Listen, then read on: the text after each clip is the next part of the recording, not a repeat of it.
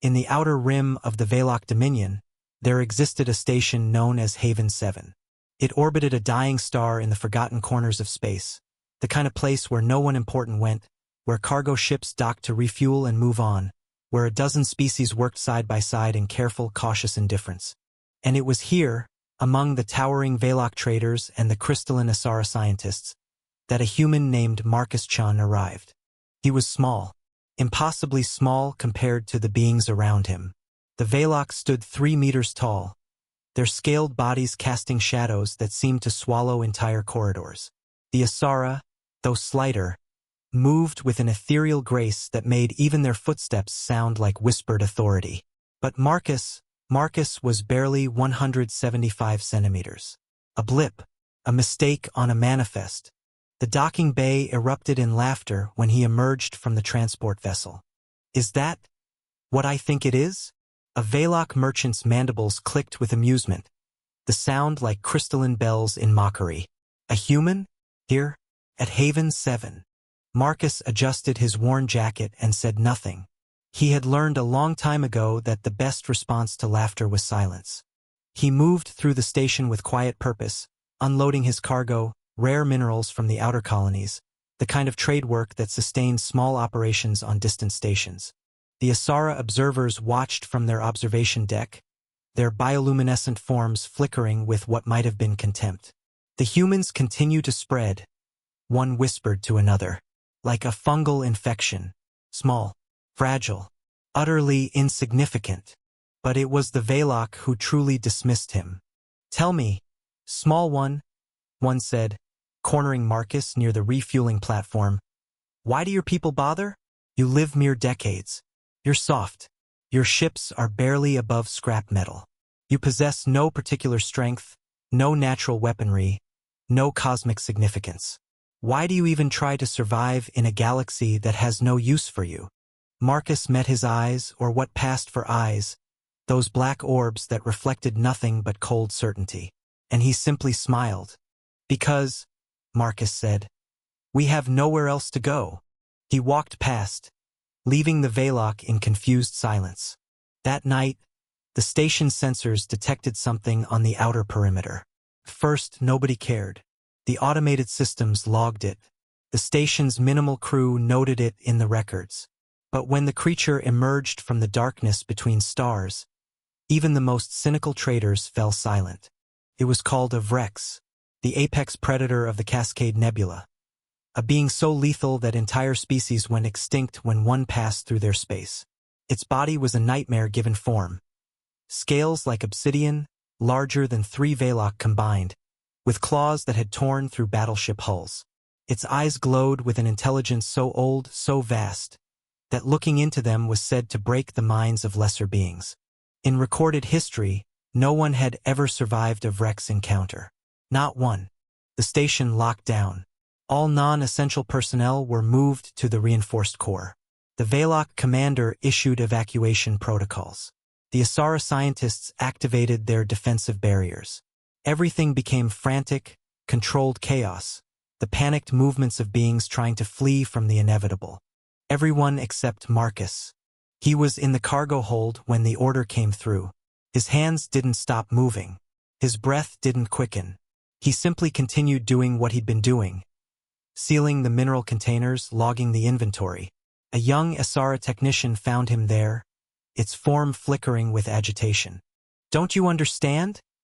It asked, a note of something almost like pity in its harmonic voice. The Vrex has surrounded the station. We are going to die. Why are you not afraid? Marcus placed the final container down and turned to face the technician. Because, he said, being afraid won't change anything. I might as well finish my work.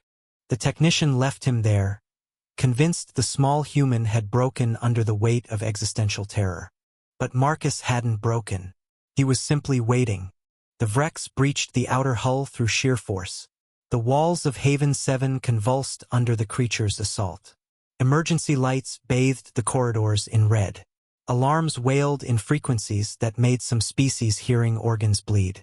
The station's defense systems, programmed to protect against conventional weapons, were useless. The creature simply walked through them. Veloc security teams met it in the docking bay and died.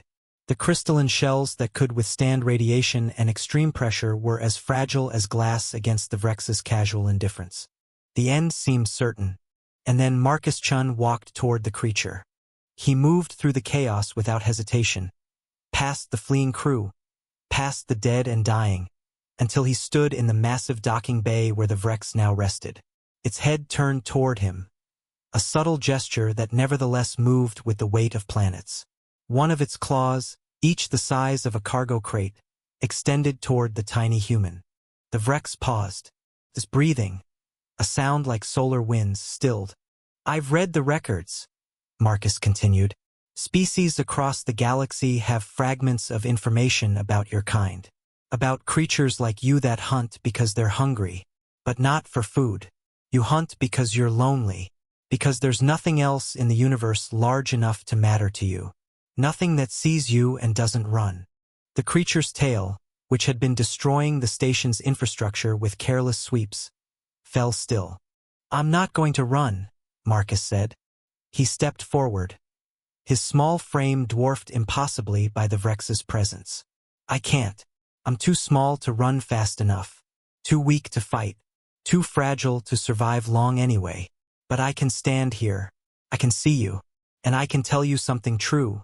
You matter. Your life matters. And you're not alone." And then Marcus did something even more extraordinary. He reached up, as high as his arm could stretch, and placed his hand on the creature's obsidian scales. The silence that followed was absolute. The Veloc commander watched from the reinforced control room, unable to comprehend what he was witnessing. The Asara scientists abandoned their theories. The station held its breath. The Vrex, this ancient, terrible instrument of extinction, bent its massive head down toward the small human. And in that gesture, something shifted. Something fundamental changed in how one being regarded another. The Vrex's breathing slowed. Its aggressive posture relaxed. When it spoke, its voice a vibration that traveled through the station's structure. It did so in a frequency so low that only Marcus, standing against its body, could hear it clearly. But every being on Haven 7 felt the words through the metal beneath their feet. "Little brother, you do not fear me." "No," Marcus whispered back. "I fear for you." The Vrex was silent for a long moment. Then slowly it turned. Its massive body moved toward the still open breach in the station's hull. But before it departed entirely, it reached back. Not with violence, but with something approaching gentleness, and touched Marcus once more. When it left, the space beyond the hull had changed. The creature's presence departed, but the weight of what had occurred remained, pressed into the minds and hearts of every being who witnessed it. The evacuation orders were cancelled. In the days that followed, the Veloc merchants found their arrogance had grown quiet. The Asara scientists requested, for the first time in their advanced history, to study human literature and philosophy. And the station, once a forgotten waste station on the galaxy's rim, became something else entirely. A place where a tiny human had confronted the universe's terror and somehow emerged with a new companion. Marcus never left Haven 7. He continued his work unloading minerals, loading cargo, moving through the station's corridors with the same quiet purpose he'd always carried. But the creatures around him had changed. The Veloc no longer laughed. The Asara regarded him with something that might have been called respect. Because they had witnessed something impossible. They had seen a human, small and fragile and utterly outmatched, stand before absolute power and refuse to diminish the value of another living soul. In that moment, when Marcus reached up and touched the ancient Vrex, when he spoke words of kinship to something that had no right to hear them and every reason to ignore them, in that moment the galaxy learned what the scientists had always missed. The Veloc asked Marcus the same question they'd asked before, but this time with genuine curiosity. "Why do your people bother? Why do you even try?" And Marcus smiled, the same smile from the first night, but deeper now, hardened by experience but somehow still warm. "Because," he said, "we believe that even in the darkness, even in the loneliness, there's always room for a little brother." And for the first time the galaxy understood what it truly meant to be human. Safe travels, everyone. We'll see you in the next story.